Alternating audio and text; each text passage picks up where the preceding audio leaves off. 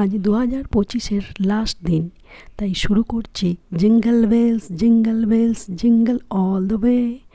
আজ বানাবো plum cake. Plum কেকের জন্য সমস্ত ড্রাই ফ্রুটস আর তার সঙ্গে টুটি ফুটি, চিনির রস আর 2 চামচ রাম আর 1 চামচ সিনামন পাউডার দিয়ে ভিজিয়ে রাখতে হবে আধ ঘন্টা। এবার কেকের ব্যাটারটা যে 2 কাপ ময়দা, 2 কাপ দুধ, 100 গ্রাম বাটার আর 1 চামচ বেকিং পাউডার দিয়ে ভালো করে মিশিয়ে নিয়ে ওই ড্রাই ফ্রুটসের সঙ্গে কাট অ্যান্ড ফোল্ড প্রসেসে মেশাতে হবে।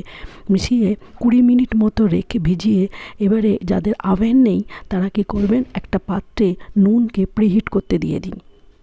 প্রিহিট হয়ে গেলে 40 মিনিট মতো বাটারটা রাখুন, রেখে গরম গরম প্লাম কেক খান সবাই মিলে একসঙ্গে। সত্যি বলতে কি, প্রথমবার বানিয়েছিলাম, দারুণ হয়েছে খেতে, একদম স্পঞ্জের মতো নরম তুলতুলে আর খুব টেস্টিও হয়েছিল।